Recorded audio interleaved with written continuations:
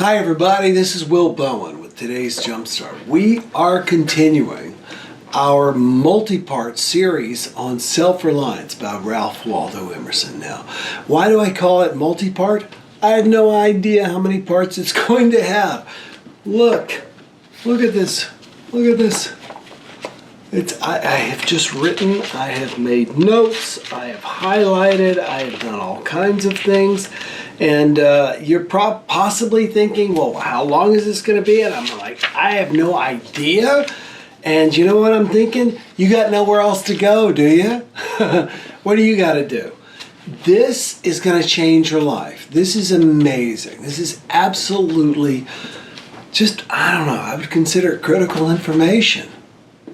It has been for me. I hope it is for you.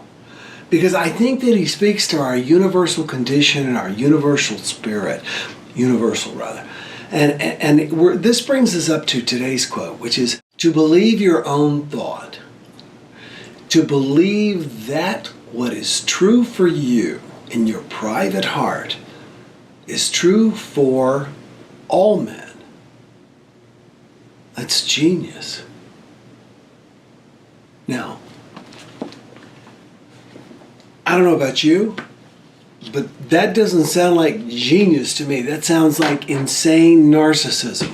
To believe whatever is true for me is true for everybody, all men, all human.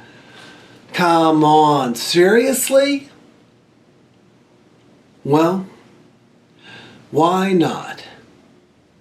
I was talking to somebody today about Marianne Williamson and about her wonderful quote from, which I think, of course, will always be the thing that everybody thinks about from her, and that is when she said it. It's been attributed to Nelson Mandela. It wasn't his words. He was quoting Marianne Williamson. And she said words to the effect of, "It is not our lack, it is not our inabilities, it is our greatness that we fear." Sorry, I wasn't prepared to quote this directly. I'm just scatting, as I always do. But that's the way to approach things. And that is, it is not that frightens us. It is our greatness. Most of us walk around, I'm gonna be harsh here and actually see if I can give you a demonstration. We walk around as dim bulbs. We walk around not shining. We walk around not being the most of who we are and what we can be. We're afraid to turn that light on, to believe that which is inside of us is true and genius.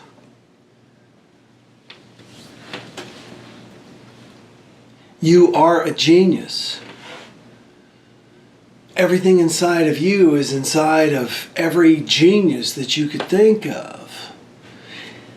What's missing is a belief in your own capacities. One of the things I love about Big Bang Theory, and I'm just totally addicted to that show. Somebody tried to get me interested in it years ago, and I never did. Now I'm just hooked, is how absolutely certain Sheldon is about his rightness about everything. He's just absolutely right. Well, he's a bit of a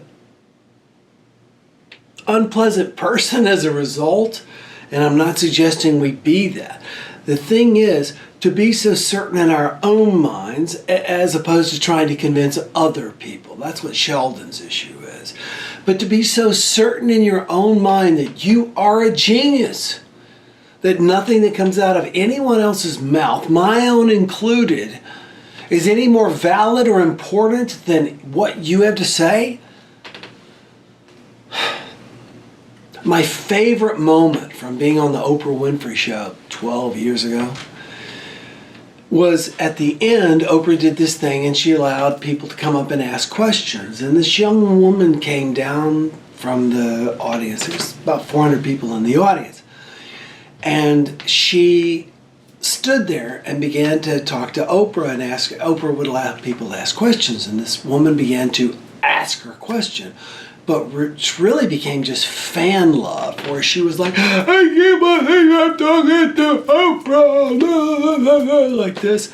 And Oprah said, Stop it.